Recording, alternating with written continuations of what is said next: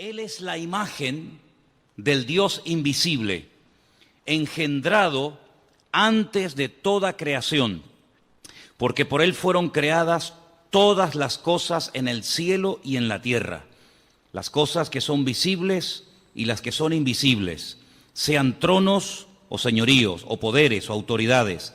Todas las cosas fueron creadas por medio de Él y para Él. Él es anterior a todas las cosas y en Él tienen coherencia. Él es la cabeza del cuerpo, que es la iglesia. Él es el principio, el primogénito de entre los muertos, para ser supremo en todas las cosas. Porque en Él Dios se complació de hacer su morada en toda su plenitud y reconciliar consigo mismo todas las cosas por medio de Él, habiendo hecho la paz por medio de la sangre de su cruz. Esto se hizo por todas las cosas, para que estén en el cielo y en la tierra. Y a vosotros que erais originalmente extraños y hostiles en vuestra mente, sumidos en malas obras, Él os ha reconciliado en su cuerpo de carne por medio de su muerte, para presentaros delante de Él consagrados, incontaminados, irreprochables, con que solamente permanezcáis cimentados y edificados en la fe, y sin desplazaros de la esperanza del Evangelio que habéis oído, que se ha proclamado a toda criatura bajo los cielos, del cual yo, Pablo, he sido constituido vuestro siervo.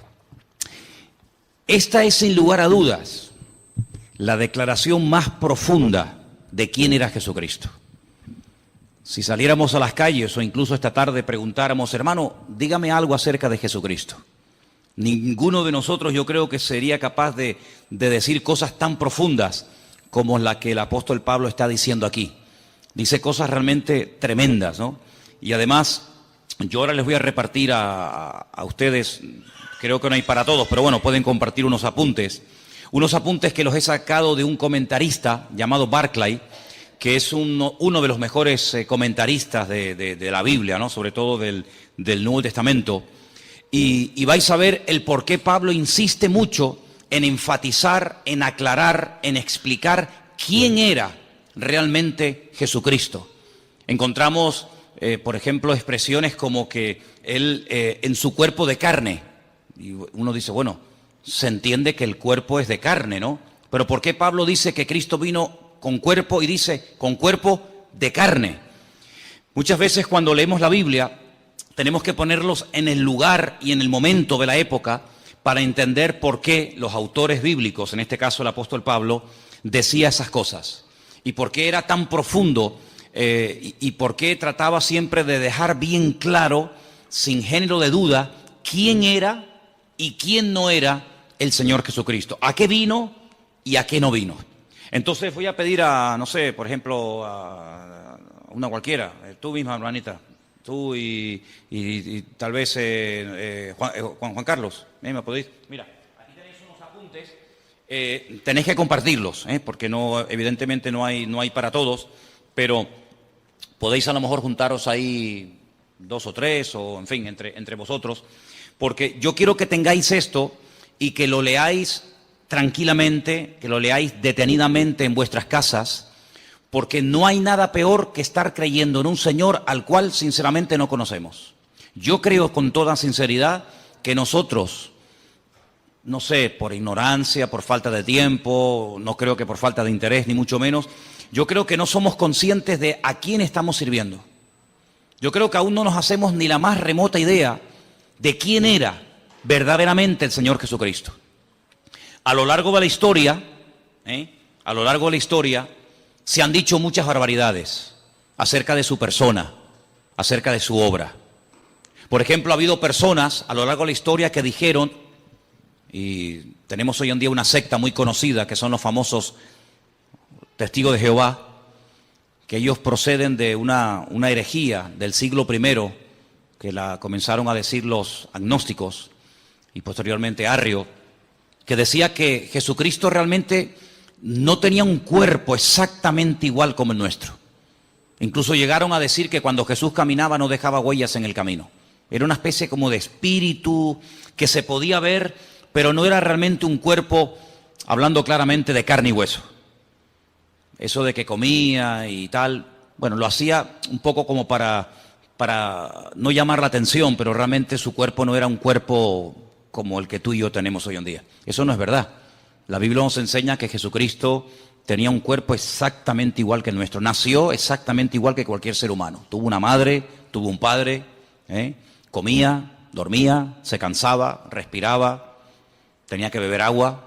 Podéis ver a Jesús en el camino cuando va para el norte y para en Samaria. Le pide a una mujer un vaso de agua, lo vemos durmiendo cansado del camino, lo vemos descansando, en fin, un cuerpo exactamente igual. Pero en la figura, en la persona del Señor, es algo único e irrepetible. No ha habido ni habrá nadie que en el mismo tiempo estén, digamos, coexistiendo dos naturalezas, la humana y la divina. Vemos a Jesús capaz de perdonar pecados. Los fariseos se extrañaban y pensaban que blasfemaba porque decían, ¿quién puede perdonar pecados sino solo Dios? Yo creo que a estas alturas tenemos claro que el único que puede perdonar los pecados del ser humano, ¿quién es? Es Dios. Un hombre no tiene poder, según la Biblia, para perdonar los pecados a otra persona. Jesús lo hacía. ¿Se acuerdan el ejemplo? ¿Se acuerdan el momento y el lugar? Dice la Biblia que él estaba en una casa compartiendo la palabra. De repente le bajan del techo un paralítico descolgado por unos amigos y cuando él lo ve, le dice, hijo, a ti te digo, tus pecados son perdonados. Después lo sanó, ¿verdad? Pero lo primero que hace es arreglarlo por dentro y después arreglarlo por fuera, ¿sí? Su parte espiritual y su parte física. Eso solamente lo puede hacer Dios, Él lo hacía, ¿verdad? Romanos capítulo 9 dice que Jesucristo, además lo dice categóricamente, Jesucristo es Dios, así, sin género de duda. Jesucristo es Dios. Jesús decía, el que me ha visto a mí ha visto al Padre. Jesucristo decía, yo y el Padre somos uno. Así de claro. Jesucristo era capaz de hacer cosas que a los seres humanos no se nos ha permitido hacer. Como por ejemplo caminar por encima de las aguas. ¿O hay alguien aquí entre ustedes que tiene ese poder? Sería interesante que lo pudieras, no sé, demostrar, ¿no? O sea, no, yo puedo caminar por encima de las aguas. Jesús lo podía hacer. Porque Él es el creador y Él tiene poder sobre la naturaleza y no la naturaleza poder sobre el creador. Jesús era capaz de multiplicar con unos cuantos panes y unos cuantos peces, Él era capaz de multiplicar. Ese poder tú y yo no lo tenemos. Jesús era capaz de transformar elementos. No sé, convertir el agua en vino. Y no convirtió el vino en agua porque no fue necesario, pero en un momento determinado Él convirtió dos elementos que no tienen nada que ver ni en olor, ni en sabor, ni en color, ni en gusto. Él lo hizo en décimas de segundo. Convirtió el agua en vino. Porque Él tiene poder para transformar. Es decir, lo que Él hacía, ningún profeta del Antiguo Testamento lo hizo. Y mira que en el Antiguo Testamento hubieron profetas que hicieron cosas tremendas. Dice la Escritura que los milagros que Moisés logró hacer a través de los muchos años que estuvo, digamos, dirigiendo el pueblo de Israel, dice que no ha habido ningún otro profeta que se levantara con tanto poder y con tanta autoridad como Moisés. Fue, digamos, el más grande de todos, pero Jesús lo superó, evidentemente, ¿no? Jesús llegó un día a decir que Él era antes de Abraham.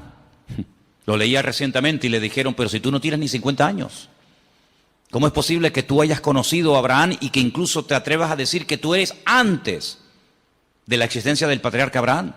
Y dice, pues yo soy antes que Abraham. Juan lo define como el verbo, como la palabra encarnada, como la palabra humanada, la palabra hecha carne. Dice, en el principio era el verbo era con Dios y el verbo era Dios, ¿verdad?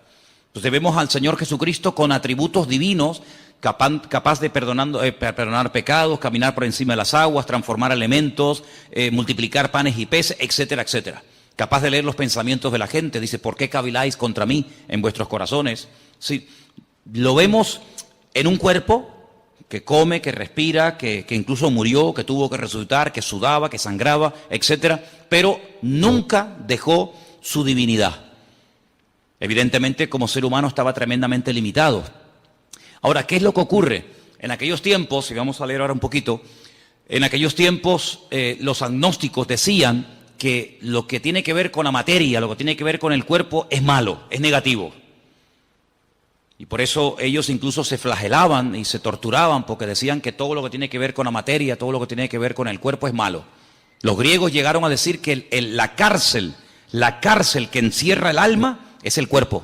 Por eso muchos de ellos menospreciaban el cuerpo. Sin embargo, la Biblia dignifica el cuerpo del ser humano, tanto el del hombre como el de la mujer, evidentemente, ¿no? Llega incluso a declarar que el cuerpo físico, material del ser humano es el tabernáculo, es el templo donde Dios ha decidido vivir. Dios a lo largo de la historia decidió vivir en diferentes lugares. En un momento de la historia decidió vivir en una carpa, en un tabernáculo, en el desierto, portátil, ¿no? Que se levantaba y se volvía a montar rápidamente. Y Él decidió vivir como todo el pueblo. Ustedes viven en carpa, yo quiero otra para mí. Cuando el pueblo entra a la tierra prometida y pasan de ser peregrinos en el desierto y comienzan ya a construir sus casas, Él dice, constrúyame otra para mí, yo quiero poner mi gloria entre mi pueblo, ¿verdad?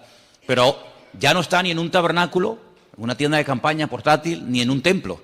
Pero dice, pero ahora yo estoy en cada uno de ustedes, porque ahora he decidido morar, he decidido vivir en los corazones de aquellos hombres y mujeres que han puesto su vida en mis manos. ¿Se dan cuenta? Entonces, lo que vamos a ver en esta tarde es muy interesante porque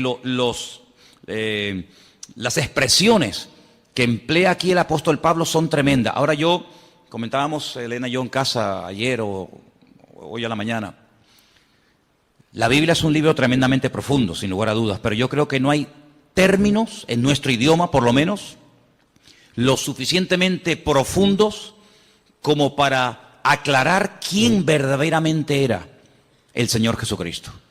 Porque nuestro idioma es un idioma muy limitado. Por eso quiero explicar lo de las versiones. A veces ustedes habrán notado, el domingo pasó, no sé si se dieron cuenta, el domingo pasó que la lectura que se leyó en la iglesia, lo que se ponía en la pantalla, a veces no coincidía exactamente las mismas palabras con la persona que estaba leyendo. ¿Por qué? Porque en español, como en muchos idiomas, hay muchas formas de decir una cosa.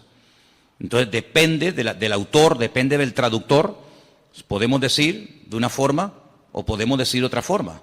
Estamos diciendo lo mismo, pero no habla igual un venezolano con colombiano, no habla igual un canario con catalán, no habla igual un boliviano que un argentino. O sea, hay diferentes expresiones, todos hablan el mismo idioma, pero cada pueblo, cada cultura, cada lugar, cada momento de la historia, pues tiene expresiones que van cambiando. El idioma no es algo muerto, el idioma es algo vivo, va cambiando de generación en generación. Cada cierto tiempo, pues la Real Academia Española tiene que introducir palabras y tiene que introducir términos que hoy en día son normales, pero que en la época de nuestros padres o de nuestros abuelos esas palabras ni existían. Es que ni existían, ni se sabía lo que era eso. Sin embargo, hoy en día hay que dar una definición, hay que dar una aclaración a palabras que se usan todos los días, pero que en aquellos tiempos, repito, ni existían. Entonces a veces hay que, entre comillas, inventar. Incluso a veces nosotros en nuestro idioma hemos adoptado palabras de otro idioma. En la informática ni te cuento. La informática está llena de términos que son ingleses, son términos que no son españoles, pero que de alguna manera ya forman parte de no sé, software. Tantas palabras, no vamos a estar ahora perdiendo el tiempo en eso, pero tantas palabras que todo el mundo o mucha gente sabe lo que significan, pero que sin embargo hasta hace pocos años la gente no entendía. Entonces por eso no es lo mismo coger una Biblia del siglo XIX que leer una Biblia del siglo XXI. El mensaje es el mismo, pero la forma de clarificar el mensaje evidentemente va cambiando y hay que adaptar el lenguaje a los tiempos, ¿no? Entonces, cuando el apóstol Pablo decide escribir una carta a nuestros hermanos, a la iglesia local de los hermanos de Colosas, pues allí había unos problemas particulares que curiosamente a lo largo de la historia se han ido repitiendo. Entonces, en los apuntes que ustedes han recibido en esta tarde, perdonen la letra tan pequeñita, yo sé que algunos dirán, madre mía, yo esto no lo veo. Es que lo quise hacer grande y mira cómo salían los folios, salían unos folios enormes. Entonces, si quieren sigan la lectura. El resto de los comentarios de este capítulo, del versículo 15 al 23, está todo explicado aquí. No tiren estos apuntes, léanlo frecuentemente, porque hay expresiones que necesitamos saber qué es lo que realmente quiso decir el autor. Solamente me quiero parar en algo, y es que a Jesús se le llama, por ejemplo, en el versículo 15, ¿qué dice el versículo 15 en vuestra versión? ¿Lo podéis ver ahí un momentito? Colosenses 1:15, ¿qué dice? Leerlo juntos en altavoz, por favor.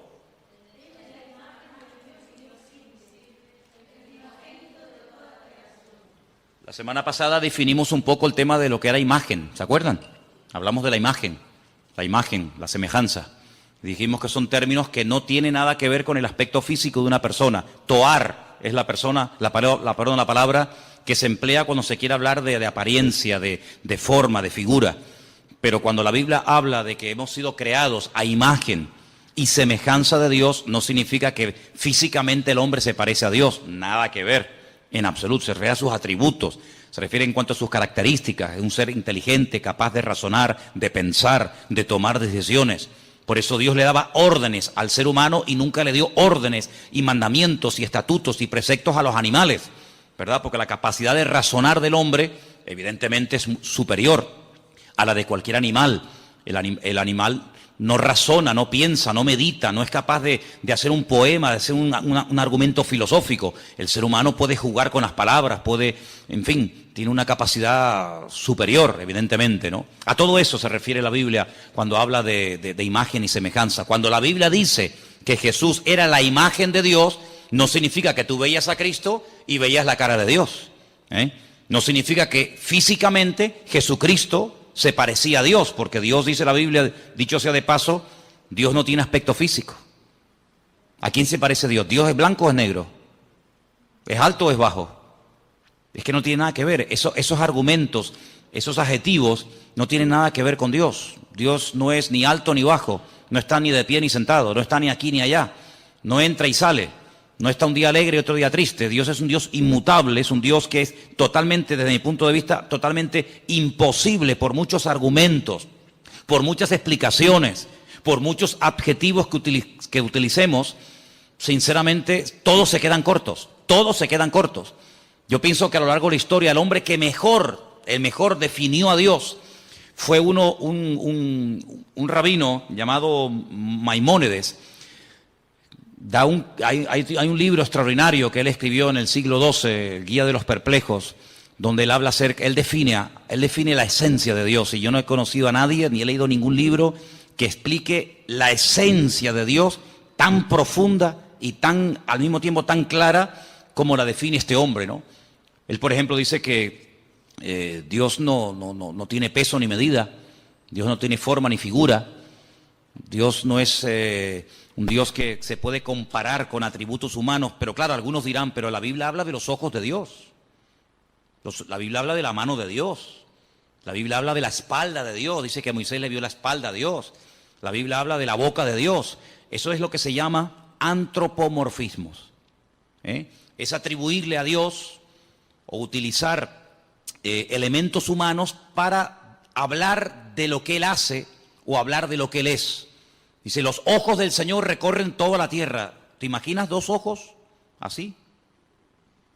Por las calles, por las plazas, por las montañas, dos ojos. Hombre, eso no se puede traducir literalmente, porque los ojos del Señor que recorren toda la tierra, ¿qué es lo que quiso decir el autor? Que Él lo sabe todo, que Él lo conoce todo. No es que sus ojos literalmente van por la calle así buscando, ¿verdad? Porque si fuera así, literalmente, quiere decir que si los ojos de Dios están en aquella dirección, ya no están en esta. Si está mirando hacia la derecha, ya perdió la visión de la mano izquierda. Por lo tanto, no es algo literal, ¿verdad? Así que eso es lo que la Biblia, ya digo, se llama antropomorfismo. Es utilizar un lenguaje humano para definir o para explicar más o menos un concepto de tipo espiritual. Eso es al mismo tiempo lo que es una parábola. La Biblia está llena de parábolas. Ustedes pueden leer los evangelios. Dice, la parábola del sembrador, la parábola del hijo pródigo, la parábola de la oveja perdida, ¿verdad? Está llena de parábolas. ¿Y qué es una parábola? Es un ejemplo. Es un ejemplo de algo conocido, ¿verdad? Una oveja, una semilla, un chico que se pierde, etcétera, para explicar un concepto espiritual que, utilizando ese ejemplo sencillo, la gente puede entender más o menos, repito, lo que es el reino de Dios, lo que es el amor de Dios, lo que es el perdón, lo que es la misericordia, lo que es la generosidad, la hospitalidad, etcétera, etcétera, etcétera, ¿verdad? Entonces vamos a leer algunas frases de aquí, de la primera página, ahí en la primera página donde pone los pensadores equivocados. ¿Lo veis? Disculpen que todos no tengan los apuntes, pero después si queréis podemos hacer fotocopias, porque es muy bueno que todos tengan estos apuntes y los leas y los repases, porque tenemos que profundizar y crecer en nuestro conocimiento de Dios. Dice así: uno de los hechos de la mentalidad humana es que uno no piensa más de lo que se ve obligado a pensar. Hasta que uno se encuentra con que otros se oponen a su fe y la atacan, no se pone a pensar en sus implicaciones. A veces nosotros no nos rompemos la cabeza con preguntas que el mundo se hace, ¿verdad? Ni pensamos en eso. Pero, ¿verdad que cuando te hacen una pregunta que en ese momento no sabes qué decir, dices, ay, pues tengo que estudiar, tengo que preguntar, porque a mí nunca se me había pasado por la cabeza que alguien me hiciera esa pregunta? Claro, generalmente, salvo excepciones, la gente suele preguntar más o menos lo mismo. Pero cuando te pasa a ti, que te preguntan por primera vez, y si Dios es tan bueno, ¿por qué se mueren los niños de hambre? Yo, ¿qué le digo? ¿Qué le digo? ¿Verdad? O si Dios es tan bueno, ¿por qué permite tal y tal otra cosa? Entonces, a veces es bueno que nos hagan preguntas que en el momento no sabemos qué decir o qué responder, para que eso nos lleve a buscar de Dios. ¿Estamos de acuerdo? ¿Me estáis mirando a mí o estáis mirando a los que entraron? Estáis mirando aquí, ¿verdad? Bien, perfecto. Hasta que la iglesia se vio confrontada con alguna herejía peligrosa, no empezó a darse cuenta de las riquezas de la ortodoxia. Es característico del cristianismo que siempre puede producir nuevas riquezas para hacer frente a una nueva situación. Es bueno que en algún momento de tu vida alguien, un amigo, un vecino, un familiar o quien sea, te haga una pregunta que tú digas, mira, sinceramente en este momento no tengo ni idea qué decirte. Y tienes que acostumbrarte a decir, en este momento no sé qué decir. Déjame que estudie, déjame que prepare, déjame que pregunte, etcétera. Pero no pienses que todo lo que te va a preguntar la gente vas a tener la respuesta inmediata. De hecho, ustedes saben que hay unas chicas en la Biblia que eran las famosas, en su día hablé de ellas, ¿no? Las hijas de Zelofajat, que vinieron un día a Moisés y le hicieron una pregunta a Moisés, el gran varón de Dios, y Moisés dijo, tengo que orar, tengo que consultar con el Señor, porque ni Moisés en ese momento sabía qué responderle a estas chicas. ¿Qué te parece? Preguntas que ningún hombre jamás le había hecho a Moisés. Estas chicas se atrevieron a hacerla a Moisés y lo dejaron con la boca abierta, no sabía ni qué responder. Pero bueno, vamos a seguir adelante. Cuando Pablo le escribió a los colosenses, no estaba pensando en el vacío. Se puso a escribir, como ya hemos visto en la introducción, habla de los capítulos anteriores, para salir al paso de una situación bien definida. Escuchen, había una tendencia de pensamiento en la iglesia primitiva que se llamaba el gnosticismo. Sus seguidores, los gnósticos, lo que quiere decir poco más o menos los intelectuales o los librepensadores, estaban insatisfechos con lo que consideraban la ruda sencillez del cristianismo y querían convertirlo en una filosofía que pudiera estar en línea con los otros sistemas filosóficos del tiempo. Es decir, para algunas personas nuestra fe es tan sencilla que no les cabe en la cabeza. En aquella época los filósofos, y en Atenas estaba lleno de filósofos. Cuando Pablo fue allí, madre mía, se encontró con los, ustedes pueden encontrar en el libro de los Hechos, con los atenienses, los estoicos, los epicúreos, toda aquella gente que para decir que estos blancos daban 40 vueltas y preguntaban y preguntaban y preguntaban. Pues cuando empezó el cristianismo a difundirse y a extenderse el evangelio por todo el mundo conocido, pues estos gnósticos no daban crédito a que todo fuera tan fácil y todo fuera tan sencillo. Ellos querían complicar las cosas. Por eso Pablo tiene que escribir muchas cartas para responder y debatir correctamente a esta gente, ¿no? Ahora bien, Dios es espíritu y por lo tanto absolutamente bueno y la materia absolutamente mala, según decían ellos. De ahí que se deducía que el Dios verdadero no podía tocar la materia y por lo tanto no era el agente de la creación. Así es que los gnósticos creían que Dios había producido una serie de emanaciones, cada una más lejos de Dios que las anteriores, hasta que por fin hubo una lo suficientemente distante de Dios para poder tocar la materia y crear el mundo. Fíjese cómo se complicaba la vida a la gente. Ahora, hay no es una ciencia, porque realmente no es una ciencia, es muy difícil definir realmente lo que es, pero la Cábala o la Cabalá, que es una interpretación mística de la Biblia, ellos tienen lo que se llama el árbol de la vida, que que consiste en una serie digamos, como de emanaciones, una serie de puentes, una serie de estaciones entre Dios y el hombre. Ponen el ejemplo, decir, bueno, imagínense que ahí en las Caletillas hay una estación eléctrica, ¿sí o no? Todo la hemos visto. Esa estación eléctrica produce 1 millón de vatios. Y salen cables de la estación eléctrica de Caletillas, pues a todas partes, incluido llegan aquí a Santa Cruz. La luz que está entrando en este momento en este salón no es 1 millón de vatios. Si aquí entrara 1 millón de vatios, salimos todos por los aires, todos reventaríamos. Si pusiéramos ahí un micrófono, una guitarra, un teclado a la pared y le sale 1 millón de vatios, pegaría una explosión que saldría al edificio por las nubes.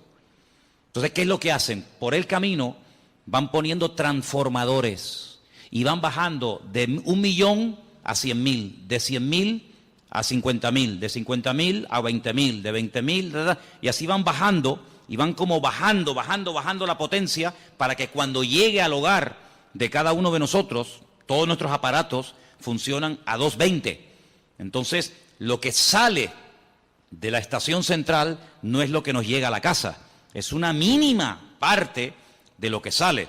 Siempre tiene que salir más de lo que llega. Si sale a 220, no nos va a llegar a nosotros a 1 millón, pero a la inversa sí.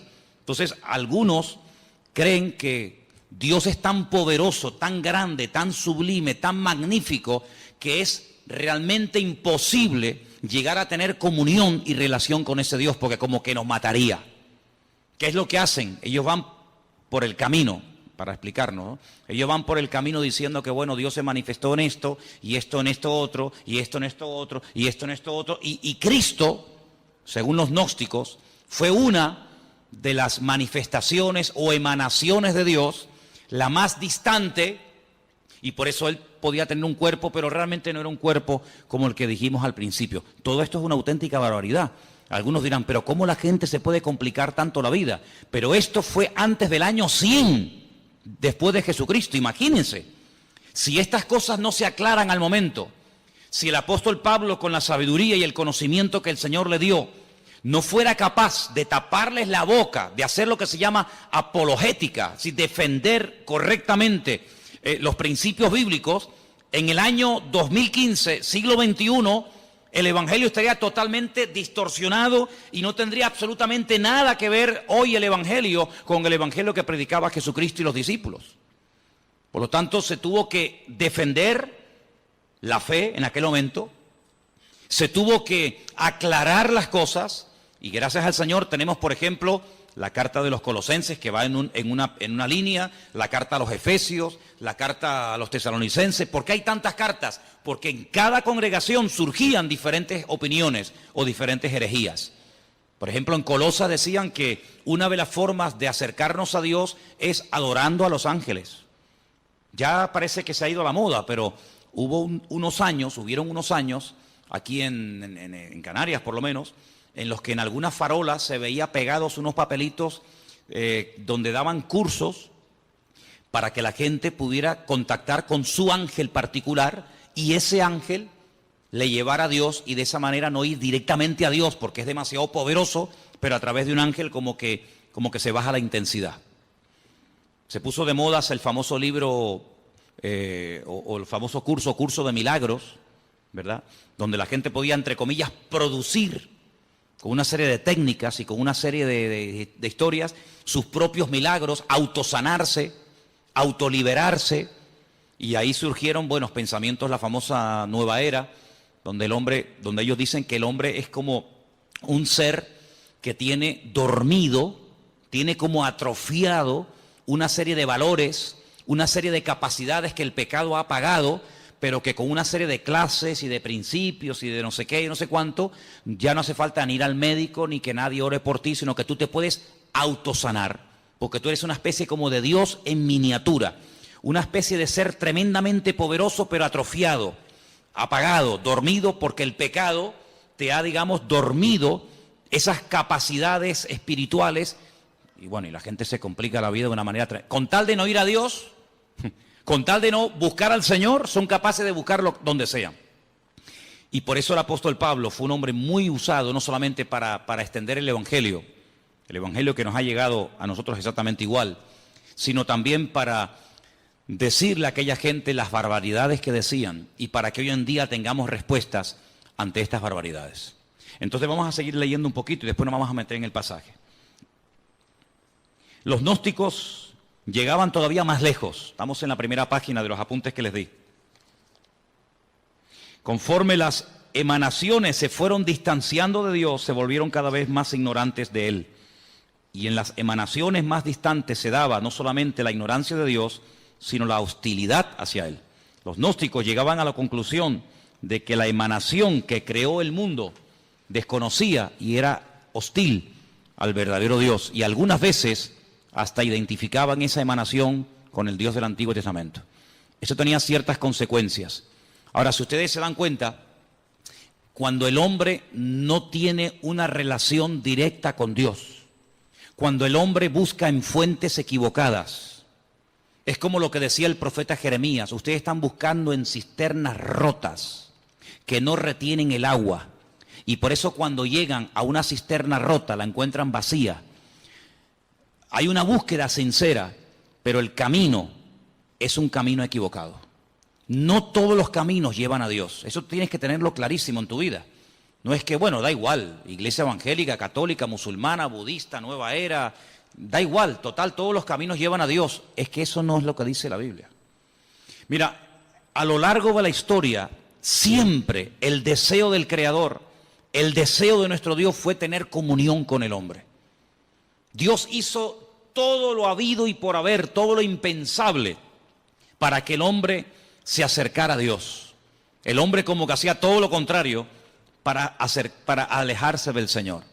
Te voy a poner un ejemplo. Mira, en el Antiguo Testamento hay un varón de Dios, un hombre que se llamó Jacob. Conocemos también su nombre como Israel. La Biblia dice que él una noche se echó a dormir. Estaba durmiendo al aire libre. De repente él tiene un sueño donde ve una escalera. Una escalera que tiene la parte de abajo en la tierra y la otra punta, al otro extremo de la escalera, está en el cielo. Él dice que ve ángeles que suben y que bajan.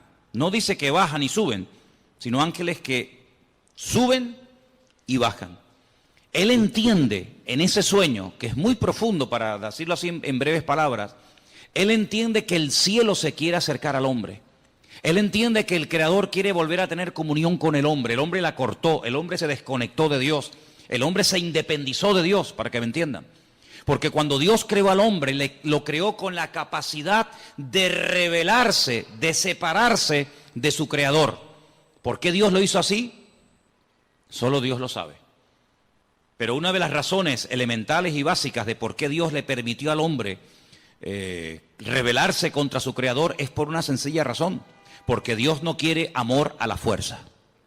Si tú no me amas, yo no te voy a obligar a que lo hagas. Si tú no me quieres servir, yo no te voy a obligar a que me sirvas. Si tú no quieres estar conmigo, yo no te voy a obligar a que estés. Yo te voy a crear con la capacidad de rebelarte, con la capacidad de distanciarte de mí. Y el hombre utilizó esa capacidad como ser perfecto que era, porque si no tenía esa capacidad, luego no es perfecto. El hombre utilizó ese libre albedrío, esa capacidad, y se desconectó de Dios. Claro, las consecuencias fueron terribles. Dios le dijo: bueno, pues si en este lugar que yo lo he creado para ti, y no tienes que hacer absolutamente nada para subsistir, sino que yo te lo he dado prácticamente todo hecho. Fijaros que el hombre ni tenía, hermanos, que matar animales para poder comer. El hombre no fue creado para matar, por eso el hombre tiene que utilizar armas. Los animales, cada uno tiene sus armas de defensas, ¿verdad? Unos tienen cuernos, otros tienen garras, otros tienen veneno. El ser humano no tiene nada, porque el ser humano no fue diseñado para matar. Por eso el hombre tiene que usar una pistola, un palo, una piedra, una escopeta, un rifle, porque el hombre no tiene la capacidad por sí misma de matar a otro ser humano, porque no tiene ninguna arma poderosa. Ahora, fijaros qué interesante, cuando el hombre se desconecta de Dios, Dios lo tiene que echar de aquel lugar perfecto y de armonía que todos conocemos como el Gan Edén, el jardín del Edén. Y cuando sale de ese lugar, él se percata, él se da cuenta de todo lo que ha perdido. Ahora el hombre tiene frío, ahora el hombre tiene calor, ahora el hombre suda. Sudar significa perder humedad, con la capacidad de poder deshidratarte. La mujer comienza a sentir dolores. La mujer no fue creada para tener la menstruación todos los meses. En el momento en el que peca, comienza a experimentar el hombre pérdida de humedad y la mujer pérdida de sangre todos los meses. La tierra se le vuelve en su contra. Los animales que antes dominaba, ahora en cierto sentido tiene que cuidarse de ellos porque le pueden quitar la vida. Y así una serie de consecuencias terribles. Pero a pesar de eso, Dios no se desentendió de la raza humana. Dios no dijo, bueno, ustedes no quieren estar conmigo, ahí se quedan. Sino que el hombre sigue, permítame la expresión, detrás del hombre, buscando al hombre. Les habla a través de Noé, pasan de Noé. Les habla a través de Abraham, pasan de Abraham. Les habla a través de José, pasan de José. Les habla a través de la ley de Moisés, pasan de la ley de Moisés. Y así a lo largo de la historia, hasta que personalmente Él se humana, Él se encarna y viene, dice, y habitó entre nosotros y vimos su gloria. Bueno, ya después de tantas manifestaciones del amor de Dios y de tantas oportunidades, el hombre habrá entendido que no se puede esconder de Dios. ¿Qué es lo que hacen? Matan a su hijo. Creyendo que de esa manera ya Dios va a cesar en esa ansia, en ese anhelo de buscar constante y permanentemente al hombre. Nada más lejos de la realidad. Lo matan y el Padre dice en Romanos capítulo 8 que a través del poder de su Espíritu Santo resucita a su Hijo al tercer día. Luego la muerte no acabó con Cristo, la muerte fue el inicio de una etapa nueva, donde ahora ya no va a estar bajo la ley de un antiguo pacto, sino la ley de un nuevo pacto. Vienen los apóstoles, vienen los discípulos, vienen los padres de la iglesia, a lo largo de la historia, siglos y siglos y siglos y siglos, Dios continuamente buscando al hombre. El hombre inventando todo tipo de excusas, todo tipo de herejías, todo tipo de barbaridades, que si él no murió, que si él se desmayó, que si María Magdalena se equivocó de tumba, que si los discípulos robaron el cuerpo, que si se equivocó de no sé qué, que si no tenía cuerpo, que si no tenía espíritu, una detrás de otra. Pero sin embargo Dios, en el anhelo y en el deseo de buscar al hombre, hoy en día sigue tocando y llamando a la puerta de los corazones. ¿Para qué? Para tener comunión, para tener relación contigo y tú con Él. Y de esa manera poder descubrir el propósito de tu existencia. Y no pasar por esta vida sin saber qué hago, a qué me dedico, a dónde voy. Sino que sepas en todo momento por qué el Señor permitió que tú nacieras y que tú existieras y que tú estuvieras en este planeta un periodo muy corto de tiempo, muy corto, porque la vida es algo tremendamente efímero, algo tremendamente corto, que pasa así y cuando te das cuenta, ¡fum!, se te fueron tus 80, tus 90 años. Pero el objetivo no es vivir en esta tierra por la eternidad, sino prepararnos para retornar al Creador y tener este tiempo como una especie de escuela de preparación para lo que realmente es la vida verdadera, que es la vida eterna en la presencia del Señor. ¿Te das cuenta? Entonces, el diablo ha intentado por todos los medios, habidos y por haber, cegar. Que la ignorancia sea la tónica habitual del ser humano. Que no lea la Biblia, que no se acerque a Dios, que se acerque a otras cosas, que tenga todo tipo de experiencias y de sensaciones, menos la búsqueda sincera y genuina de buscar a Dios. Pero vemos en la palabra de Dios que el hombre sigue y sigue y sigue y sigue rebelándose contra el Creador, pero todos aquellos que le reconocieron les dio el derecho de tener un título que solamente llegó a tener un pueblo en la tierra, y es la de ser llamados hijos de Dios. ¿Cuántos dicen amén? Así que ya Dios no podía hacer nada más. Ahora vamos a seguir leyendo un poquito más adelante los apuntes que les he dado, porque hay una expresión que se usa que se ha malinterpretado hasta el punto de decir, y te dicen, no, es que la Biblia lo dice, que Jesucristo, escuchen bien porque esto es muy sutil y ustedes tienen que tenerlo muy claro, que como Dios sabía que el hombre iba a pecar, porque Dios lo sabe todo de antemano antes de que ocurra, ¿sí o no? Dios es omnisciente, todo lo sabe, nada le sorprende. Ya Dios había creado en un principio, antes de la creación del universo, a Jesucristo, y lo tenía como preparado, lo tenía como reservado, para que cuando el hombre pecara, como nada podía redimir al hombre del pecado, sino solamente a través de la sangre incontaminada y limpia y pura del Señor, pues ya Él lo tenía preparado desde antes de la fundación del mundo para que muriera por nosotros. ¿No se pueden ustedes imaginar la cantidad de gente que cree eso? Que Jesucristo es el Salvador, que murió por nosotros, que resucitó en una cruz, que Él ascendió a la diestra de Dios Padre, que volverá, que reinará, todo eso, pero con algo muy sutil, y es que dicen que Jesucristo no es Dios, sino que Jesucristo es un ser creado. Eso significa, como una vez un señor vino aquí y lo tuve que expulsar de la iglesia, porque eso es una auténtica herejía, que si Dios creó a un arcángel que luego se rebeló contra el Señor, y que conocemos hoy en día con el nombre de Satanás, que en un principio no era Satanás, sino Luzbel, ¿verdad? Ese lucero, significa que si Dios lo creó a él y creó también a Jesús, hay un parentesco, porque son hijos del mismo Padre, tanto uno como otro, y ahí no le permití que siguiera adelante, sino dije, no, lamento mucho, si usted cree en eso, si usted cree que estos dos son hermanos, esto se acabó. Hasta ahí no le permitimos, y lo tuvimos que decir que se fuera. Pero él estaba totalmente convencido que así como Adán y Eva tuvieron un hijo bueno y un hijo malo, uno llamado Caín y otro llamado Abel, Dios también tuvo un hijo bueno llamado Jesucristo y tuvo un hijo malo llamado Satanás. Fíjate tú las barbaridades a las que llega la gente, ¿no? ¿Y de dónde sacaba eso? Del versículo 15, donde dice que él fue el primogénito de la creación. Amigo. Pero fijaros qué interesante, porque un poquito más abajo, en el versículo 18, vuelve a aparecer la palabra primogénito. Versículo 18 dice, Él es la cabeza del cuerpo, que es la iglesia. Él es el principio, ¿el qué? ¿Primogénito de qué? De entre los muertos. Mira, mi pregunta es, ¿Jesucristo fue realmente la primera persona en la historia que resucitó? ¿Sí o no? ¿Sí? No sé, ustedes sabrán, yo estoy preguntándole a ustedes. ¿La primera persona que resucitó fue Lázaro? ¿Sí? Bueno. No sé, ustedes sabrán. No, porque yo he leído el Antiguo Testamento y he visto que, por ejemplo, Elías resucitó a una persona en el Antiguo Testamento. Entonces hay gente que resucitó antes de Lázaro, y antes de la viuda de Naín, y antes de aquella chica a la cual el Señor le dijo, Talita Cumi, a niña, a ti te digo, levántate y anda. Luego, tanto en el Antiguo como en el Nuevo Testamento, hay personas que resucitaron antes de Jesucristo. ¿Por qué dice que Él es el primogénito de entre los muertos?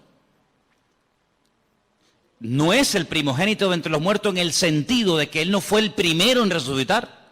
Luego, si la palabra primogénito entre los muertos no significa, y esto quiero que lo dejemos bien claro, si la palabra primogénito entre los muertos no significa que Él fue el primero en resucitar, si volvemos al versículo 15, la palabra primogénito de toda la creación tampoco puede significar que Él fue el primero en ser creado. ¿Sí o no? Miren, cuando uno interpreta la Biblia, y aquí dimos en su época una clase de hermenéutica, hace mucho tiempo que se grabó, y no se pueden imaginar, hasta el día de hoy, cada día prácticamente, recibimos correos en la iglesia de gente de todo el mundo que han visto ese curso de hermenéutica que yo en mi vida me pensé que iba a ser tan seguido y de tanta utilidad para tanta y tanta gente. Se llama así, curso de hermenéutica. Lo tienen ahí ustedes en YouTube, en la Biblia, que lo grabamos aquí. Una de las reglas de la hermenéutica es una ciencia que se enseña en las escuelas bíblicas, en los seminarios, para ayudarte a interpretar correctamente los textos bíblicos. Si usted no puede interpretar la Biblia a su manera, usted no puede interpretar la Biblia desde un punto de vista únicamente judío, únicamente evangélico, únicamente católico, ateo, no. Usted tiene que interpretar la Biblia según unos parámetros, según unos principios generales e universales, para que usted no saque conclusiones equivocadas.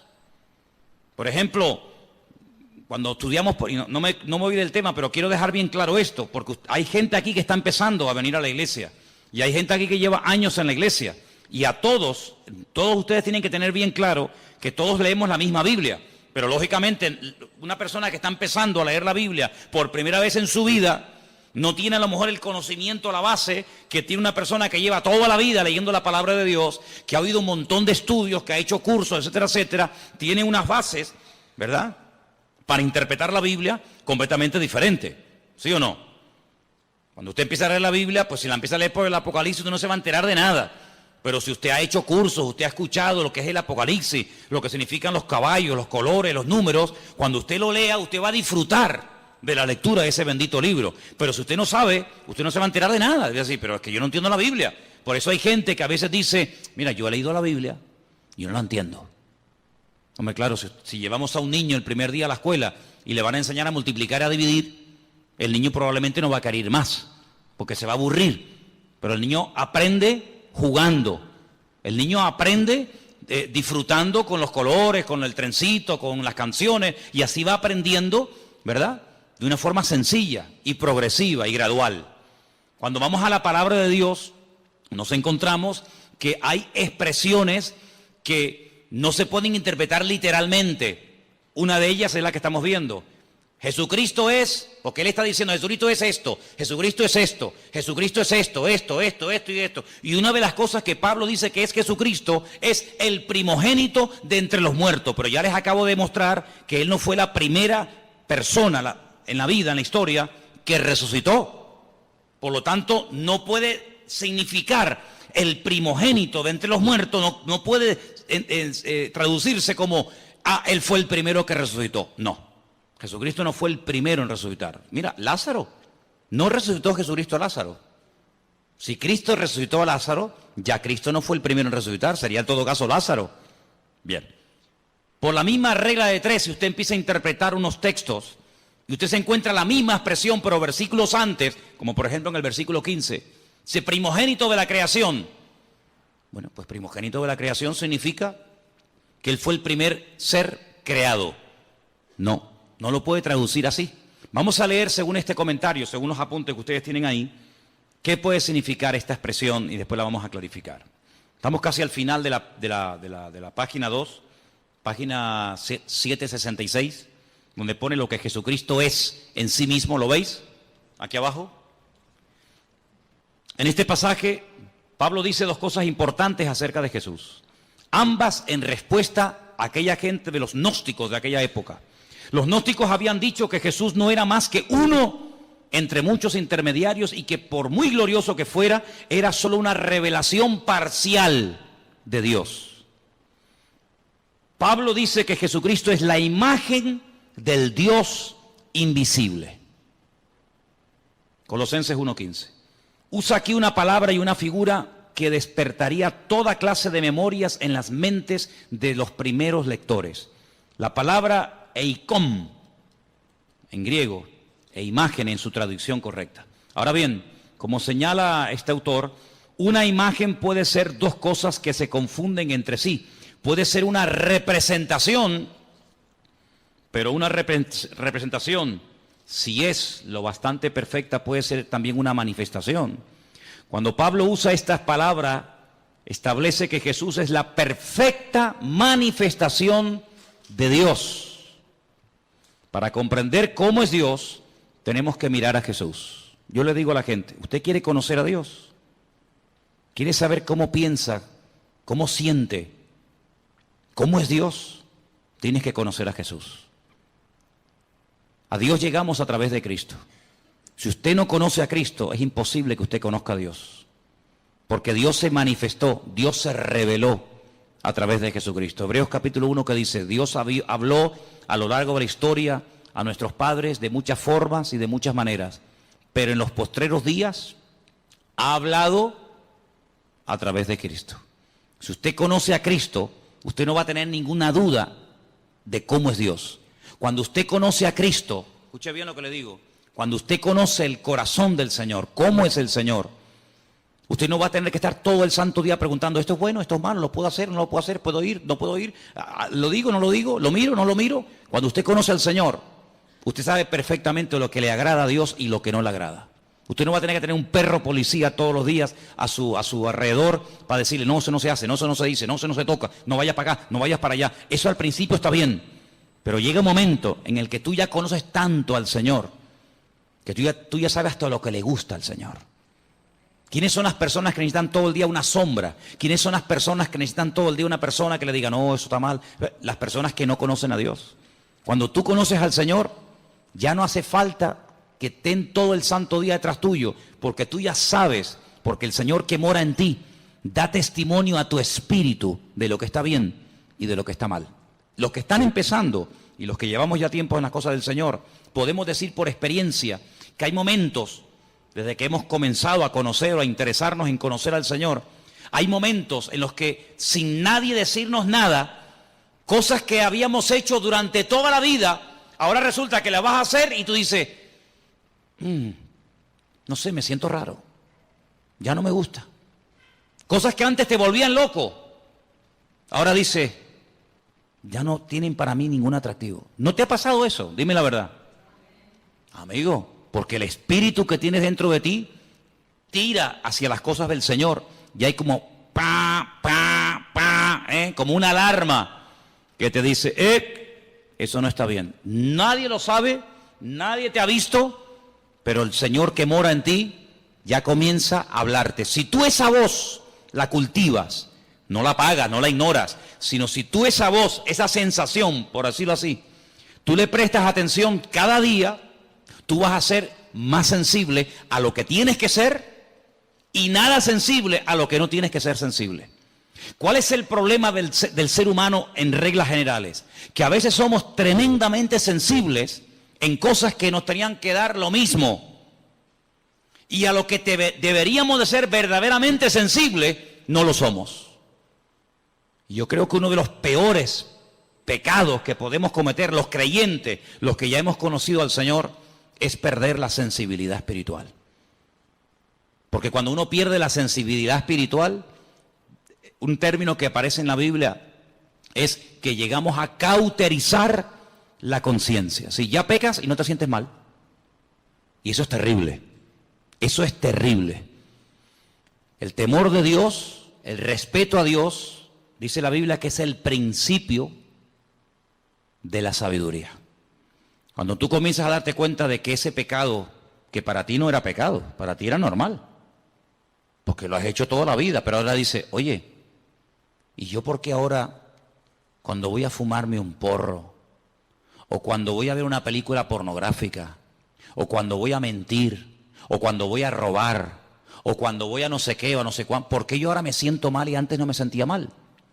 Porque estás cambiando. Por eso, porque estás cambiando. ¿Y quién es el que te está cambiando? El que vive dentro de ti.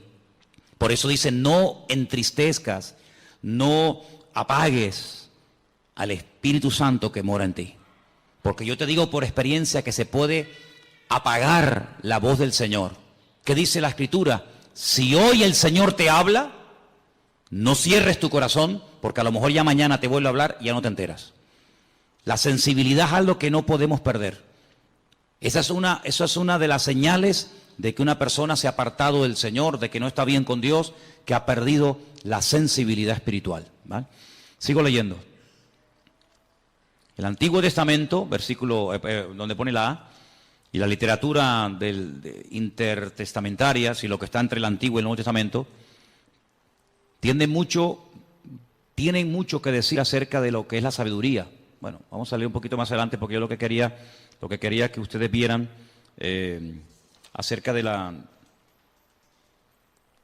lo que significa verdaderamente aquí. Perdón, vamos a la página 767. Vamos a esa página, por favor. Lo que Jesucristo es para la creación. Él es el primogénito de toda creación. Debemos procurar darle el verdadero sentido a esta frase. Como aparece en la Reina Valera, podría querer decir que el Hijo fue la primera persona que fue creada. No. Usted sabe lo que a mí me atormentaba cuando yo comencé a venir a la iglesia. La pregunta que a mí me volvía loco. Ya gracias al Señor eso ya ha pasado a la historia, pero yo era una cosa que era algo como una obsesión, era algo que me volvía loco. ¿De dónde salió Dios? ¿Quién lo creó? Yo daba para atrás, marcha atrás, ¿no? Iba para atrás, iba Jacob, Abraham, Noé, Adán, Iba para atrás. Decía, ¿de dónde salió Dios? ¿Quién lo creó? Claro, más loco me volvía si yo decía, bueno, lo creó fulano de tal. Otra vez volvemos al lío. Y a fulano de tal, ¿quién lo creó? Era algo increíble. ¿Quién te puede explicar? Yo no soy capaz de hacerlo. ¿Quién te puede explicar que a Dios no lo ha creado nadie? Que Dios siempre ha existido y siempre existirá. ¿Quién te puede explicar eso? Yo no. ¿Sabes cómo se acepta eso? Por fe. Señor, yo no sé todas las respuestas, pero yo solamente sé una cosa, que tú existes y tú eres mi Dios. ¿Quién le puede a usted explicar el concepto que los cristianos llaman Trinidad? Padre, Hijo y Espíritu Santo. ¿Quién le puede a usted explicar eso? Que si el huevo, que si el agua, que si la metes en la nevera se hace un cubito de hielo, que si la pones al fuego se evapora y si la bebes es líquida. Sí, son 3 elementos. ¿Quién le puede a usted realmente explicar todo eso? Por eso Dios nos ha dado un regalo maravilloso. Yo sé que hay gente que este regalo no lo tienen. Y por eso yo le agradezco a Dios que a muchos de los que estamos aquí, Dios nos ha dado ese regalo. ¿Saben cuál es? La fe. Hay gente que tiene fe en el curandero. Y creen con todo su corazón que ese sinvergüenza, que te pide dinero, que se inventa respuesta, que se inventa que tu marido tal, que tu hijo no sé qué, que siempre dicen lo mismo. Hay gente que tiene una fe ciega en eso y hasta pagan dinero. Nosotros no tenemos necesidad de ir por esos derroteros ni por esos caminos, porque estamos totalmente convencidos de que Dios es un Dios que existe y es un Dios verdadero. Yo sé que Jesucristo siempre ha existido. Claro, en nuestra mente humana todo tiene un principio, todo, absolutamente todo. Y aparentemente todo tiene un final, pero en Dios, en Jesucristo, en su Espíritu no hay ni principio ni fin, siempre han existido. Es más, Pablo dice que todo lo que existe fue creado por Él, para Él y por medio de Él. ¿Cuántos dicen amén? Claro, el mundo se puede reír, el mundo puede cuestionarse, pero bueno, hermano, que digan lo que quieran. Yo sé en quién he creído. Y yo sé que el Señor no fue creado, sino que el título primogénito de la creación, como vamos a ver ahora, esto es lo que significa. Ahí lo tenemos, al final de la página. El primogénito de toda creación. Perdón, estamos aquí. Debemos procurar darle el verdadero sentido. Como aparece en la Reina Valera, podría creer o querer decir que el Hijo fue la primera persona que fue creada, pero en el pensamiento hebreo y griego, la palabra primogénito, que está ahí entre paréntesis, no tiene más que un sentido temporal muy indirecto. Hay que notar 2 cosas. Primogénito es muy corrientemente un título de honor. Israel, por ejemplo, en Éxodo 4:22, como nación se le llama el primogénito, el Hijo de Dios. Lo que quiere decir es que la nación de Israel es el Hijo de Dios más favorecido. Segundo, debemos notar que primogénito es el título del Mesías. Ahí pueden leerlo en casa, Salmo 89:27. Según lo interpretan los mismos judíos, la promesa en relación con el Mesías. Es decir, la palabra primogénito es un título. La palabra primogénito en la figura de Cristo no significa que Él fue lo primero que Dios el Padre creó, lo primero que Dios el Padre hizo, sino es un título de honor, de reconocimiento, como diciendo que antes de Él no ha habido nada y después de Él no habrá absolutamente nada. Esto hay que estudiarlo con tranquilidad, en profundidad. ¿Por qué? Porque si, por ejemplo, usted tiene, no sé, la oportunidad o ha tenido la oportunidad de hablar con un testigo de Jehová, ellos dicen que creen en Jesucristo, pero como un ser que fue creado, no como un ser eterno, no como Dios, no como dice la Escritura, Emmanuel, Dios con nosotros, sino como un ser, ya digo, que fue creado, como fue creado los ángeles, como fue creado el sol, la luna, las estrellas, etcétera, etcétera. Si salíamos a la calle y le preguntáramos a la gente, dígame algo acerca de Jesucristo, muy poca gente tiene claro que Jesucristo, como ser humano, tuvo un principio, ¿sí o no? Él nació, Él estuvo 9 meses en el vientre de su madre, María, claro, porque Él decidió nacer. Él decidió venir a este mundo. ¿Y cómo nace un ser humano? Pues a través de una mujer. No hay otra forma, no hay otra manera. Y Él decidió venir a este mundo como ser humano.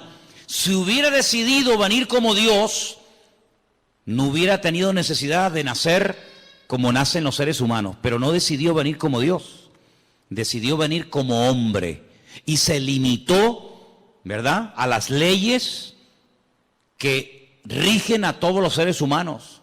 Jesucristo tuvo que aprender a caminar como niño, tuvo que aprender a leer y a escribir, ¿sí? Tuvo que someterse a sus padres, dice la Biblia que él se sometió a sus padres y les obedecía. Y como ser humano vivió una vida totalmente normal. Fíjense qué normal era el Señor, que en el jardín de Getsemaní, cuando uno de sus discípulos decide traicionarlo, decide venderlo, si hubiera sido un ser tremendamente llamativo, con una aureola, con una luz especial, no hubiera sido necesario que Judas, a los que venían a prenderle, les dio una señal. ¿Cuál fue la señal? ¿Cuál fue la clave que indicó a los que venían a prender al Señor que ese era el Señor? ¿Cuál fue? El beso, el famoso beso de Judas, ¿no? Podía haber dicho, mira, el más alto, el más guapetón, aquel que tiene una luz blanca que le sigue a todas partes, aquel que está siempre rodeado de ángeles, aquel que levita y no toca con los pies el suelo, sino que va así, como volando, ¿no? No, era tan normal, que hasta Judas tuvo que decir, tengo que darle un beso, porque pasa desapercibido delante de todas las personas, porque el atractivo realmente del Señor no era el aspecto físico, sino era la esencia de lo que Él era y de lo que Él verdaderamente había venido a hacer a este mundo. Y nosotros tenemos que profundizar en nuestro conocimiento del Señor. Por eso animo a los que están empezando que lean los evangelios. Tenemos 4, ¿cómo se llaman? Mateo, Marcos, Lucas y Juan. Ahí ustedes van a encontrar cómo hablaba, cómo reaccionaba cuando lo criticaban, cómo pensaba, cómo se movía en medio de sus enemigos, cómo trataba a los niños, a las mujeres, cómo trataba a sus discípulos, cómo era intolerante frente al pecado, pero tremendamente misericordioso y compasivo ante gente que había caído, pero que les daba la oportunidad de rehacer su vida. Y ahí en los evangelios encuentras a Cristo como ser humano, pero también como un Dios perfecto, humanado, limitado entre nosotros, pero que nos amó tanto que se dejó matar. Ahora, el concepto tal vez más profundo de lo que Él es, el concepto más maravilloso de todos los que rodean a Dios, podemos decir que Dios es santo, ¿sí? Podemos decir que Dios es justo, podemos decir que Dios es bueno, en fin, podemos decir un montón de cosas, ¿sí o no? Pero el concepto del amor de Dios, ¿tú lo entiendes? Es impresionante, ¿no? Porque generalmente los seres humanos tenemos la tendencia, me imagino que ustedes también, de seleccionar, ¿no? Cuando dice, bueno, hay ¿cuántos? 100. Como que dentro de esos 100 hay un pequeño grupo más cercano a ti y los otros sí están ahí, pero ¿qué te parece? Sin embargo, el Señor no tiene favoritos, eso ya es una cosa que nos llama la atención. Dios no tiene favoritos, Dios no dice este sí y este no, este me gusta y este no me gusta. Es un Dios que ama al pecador, ¿sí o no? Ama al pecador, pero no ama, aborrece el pecado que cometen los pecadores. ¿Sí? Son dos cosas distintas. Él ama a todo el mundo por igual. Y son cosas que no nos caben en la cabeza. Porque ahora, por ejemplo, se está hablando mucho de este chico que huyó al extranjero, que mató a 2 jóvenes en la península, ¿no? Imagínate que ese chico viene a España, lo condenan y tiene que cumplir 15, 20, 30 años, en fin, lo que le toque. Imagínate que mañana va a esa cárcel un pastor, un hermano, una hermana, le habla del Señor. El chico reconoce la barbaridad que ha hecho, se arrepiente, pide perdón al Señor. Mi pregunta es, ¿Dios perdonaría a esta persona? ¿Sí o no? Delante de los hombres es un asesino. Tiene que estar ahí hasta que se pudra, ¿no? Hasta que cumpla la condena. Pero si esa persona le pide perdón a Dios, esa persona nos la vamos a encontrar el día de mañana en el cielo, en la presencia del Señor. ¿Quién entiende eso? ¿Quién entiende eso? Nadie. Pero así es el corazón de Dios. Es una cosa increíble. el peor asesino, lo peor de la humanidad, si se arrepiente y verdaderamente quiere cambiar, Dios lo perdona, Dios le da otra oportunidad, y aunque delante de los hombres nunca lo van a perdonar y será toda la vida el fulano, el asesino, el criminal o lo que sea, delante de Dios puede llegar a tener el título de hijo o de hija de Dios. De hecho, ha habido casos en la historia de personas, en Estados Unidos, en algunos lugares existe la pena de muerte, personas que estaban condenados a muerte por la justicia de los hombres, pero sin embargo se arrepintieron y le pidieron perdón al Señor, y como le dijo aquel ladrón en la cruz, condenado a muerte por el Imperio Romano, porque se lo merecía. De hecho, él dijo, nosotros padecemos justamente, yo no me quejo, si yo me merezco esto y peor, pero yo te pido que a pesar de lo malo y de lo ruin que he sido, que tú te acuerdes de mí cuando vengas en tu reino. Y el Señor podía haber dicho, pues hijo, lo siento mucho, yo no te puedo perdonar porque tú has sido esto y esto. Sin embargo, ¿qué dijo el Señor? Hoy estarás conmigo en el paraíso, amigo. El concepto del amor de Dios es lo que más me impacta de nuestro Dios. Porque si él es el primogénito de la creación, la imagen de Dios, el camino, la verdad y la vida, todo eso está muy bonito.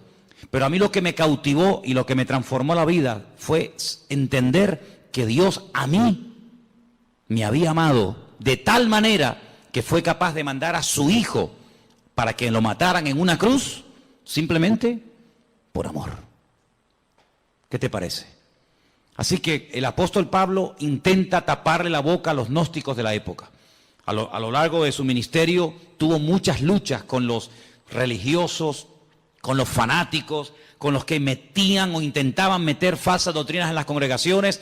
Pero lo que nos tiene que quedar bien claro en esta tarde a todos y a cada uno de los que estamos aquí es que Dios a nosotros nos ama tal y como somos. Aunque nunca cambiáramos, ¿sí o no?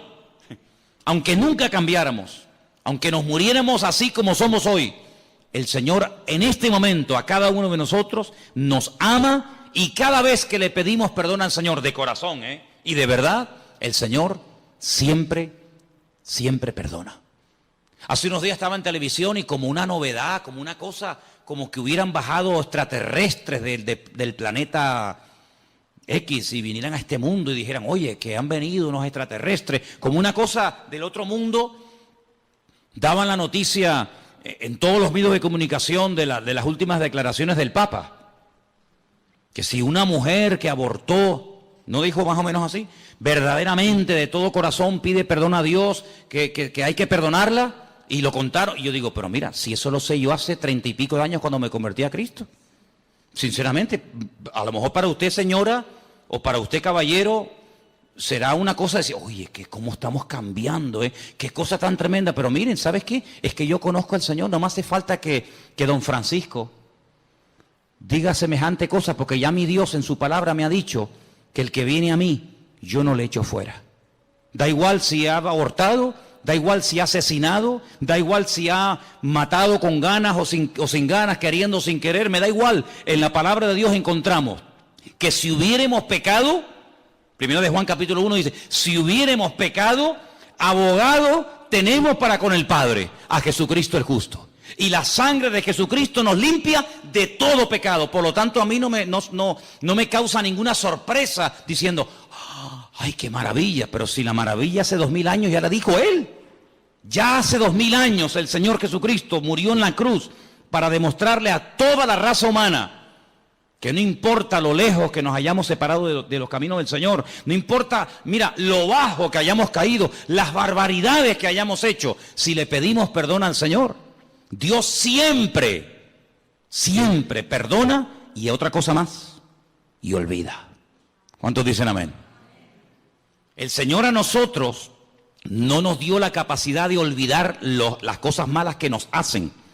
Una cosa es que no nos domine, una cosa es que no me quite el sueño, una cosa es que no esté ahí continuamente amargándome la existencia, y otra cosa es que yo olvide. Si usted me pega ahora a mí una patada y usted me pide perdón y yo te perdono, oye, yo te perdono, pero yo no puedo olvidar que tú me pegaste una patada, y además si se me quedó un moretón y si me tuvieron que escayolar, pues menos todavía. Pero hay una característica tremenda, que un Dios todopoderoso diga y declare categóricamente, y Él no miente, que cuando Él perdona, Él olvida al mismo tiempo. Como diciendo, yo nunca te voy a echar en cara, nunca te voy a reprochar lo que me hiciste o me dejaste de hacer, lo que dijiste o dejaste de decir. Solamente hay un ser en todo el universo que es capaz de amarnos y de soportarnos como Él. Y Él se llama Jesucristo, Rey de Reyes y Señor de los Señores. Así que conociendo al Señor, te vas a terminar enamorando de Dios. Y quiero terminar diciendo algo. Léanse todos estos apuntes porque son muchos y hay que leerlos con detenimiento y estudiarlos. Pero déjeme que le diga solamente una cosa, y lo he dicho en varias ocasiones. Que el Señor, que nosotros nos hayamos enamorado del Señor, ¿no es lógico? ¿Sí o no? Imagínate que llega una persona esta noche a tu casa. Tú no lo conoces de nada. Y te dice, ¿me podrías poner en un papel todo lo que tú debes? Sí, póngame todo lo que usted debe. Pues mira, debo el coche, debo 5 letras del coche, ¿no? Alguno, ¿no? Debo la hipoteca de la casa, me quedan no sé cuántos años por pagar la hipoteca. ¿Qué más? Pues hombre, no sé, debo... Bueno, muy bien, pónmelo todo en una lista. ¿Cuánto suma esto? Lo que sea, toma, ahí tiene usted el dinero. Y así, en cuestión de segundos, ya no debes nada al banco ni a nadie. ¿Te gustaría? ¿Sí o no? Algunos son muy espirituales y dicen, no, hermano, yo oro al Señor. Vale, muy bien. Entonces usted no es espiritual, usted es bobo. ¿Estás enfermo? ¿Te duele algo? Y llega esta persona y te dice, ¿dónde te duele? Pues mira, tengo un dolor aquí. Te pone la mano encima, ora por ti y nunca más te vuelve a doler eso. Oye, ¿tú no le tomarías aprecio a esa persona? Lógico. Cuando tienes un problema no lo buscarías a él o a ella porque te ha ayudado tanto que, oye, mira, ¿me podrías venir un momentito que te quiero hablar contigo? Me pasa esto, me pasa lo otro. ¿Quién no se puede encariñar? ¿Quién no puede apreciar, respetar? No digo enamorarse, pero respetar a una persona así, cualquiera. Bueno, pues en cierto sentido, eso es lo que el Señor hace continuamente con nosotros. Nos sana, nos fortalece, nos levanta cuando caemos, nos anima. A veces permite, fíjate lo bueno que es y lo sabio que es, que cuando ve que nos estamos un poquito medio apagando, quedando atontados, permite ahí una pequeña prueba, una pequeña cosita, ¿no? Y, ay Señor, ayúdame. Y el Señor dice, sí, dime, aquí estoy contigo.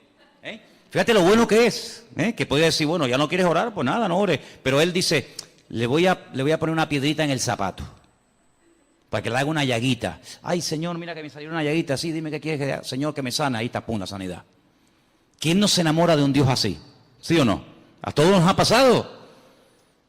Pero lo que yo quiero preguntarles ahora, ¿qué vio el Señor a pesar de nuestras debilidades y defectos? Él nos ama. Hermanos, amemos también nosotros al Señor. Y sirvámosles con alegría, sirvámosles de todo corazón, porque es un privilegio el ser llamados hijos de Dios. Y quiero terminar pidiéndoles que hagan una reflexión.